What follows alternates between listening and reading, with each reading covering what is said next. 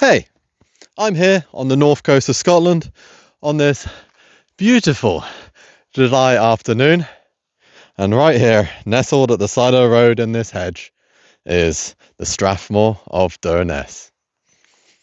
This stone used to be associated with the local community that lived in this glen before they were cruelly evicted during the Highland clearances, meaning this stone and a couple of ruins are the only physical evidence of them left in these parts.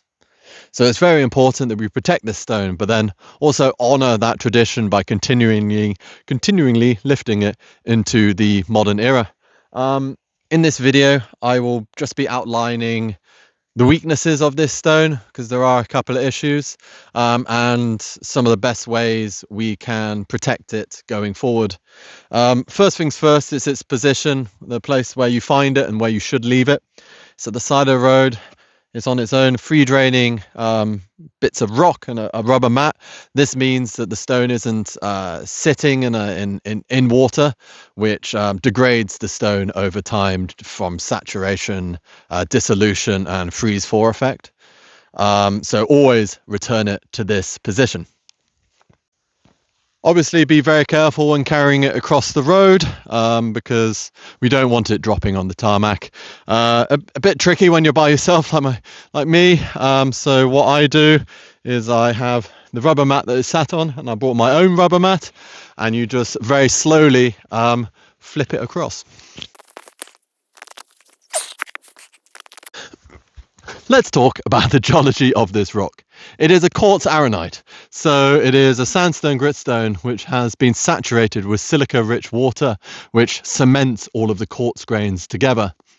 Now you can still see the layers of deposition within this rock, or the bedding surface we sometimes call it, and this surface is the main plane of weakness within this rock.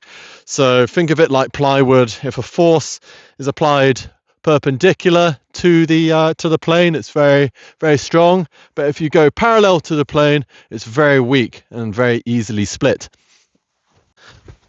In terms of where this came from, there are deposits of quartz anorite near the coast about 20 miles away, but there's none in this area.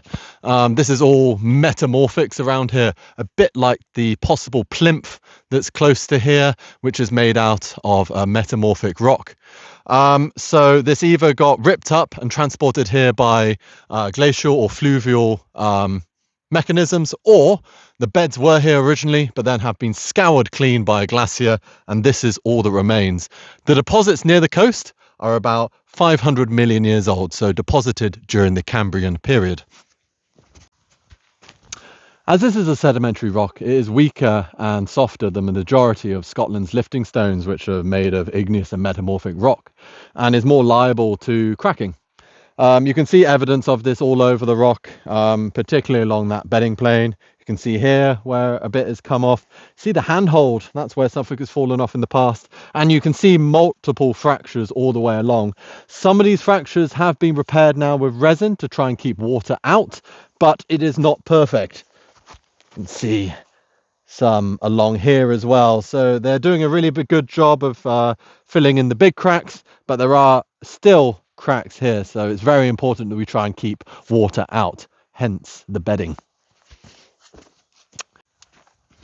Due to its weaknesses, it is very strongly recommended that you don't press, shoulder or walk with this stone, because it just increases the risk of accidentally slipping, dropping and breaking this, which none of us want. It'd be great if there's a rubber mat underneath, either your own or the one that it's sitting on, and gold standard if you have a little crash mat for accidental drops or placing it on afterwards.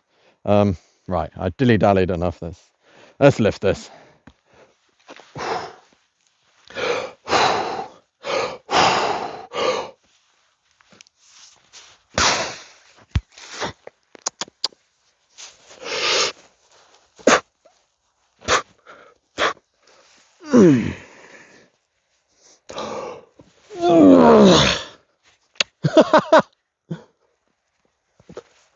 Now, the most important bit, remember when the planes are weaknesses, so we want to place it down as flat as possible.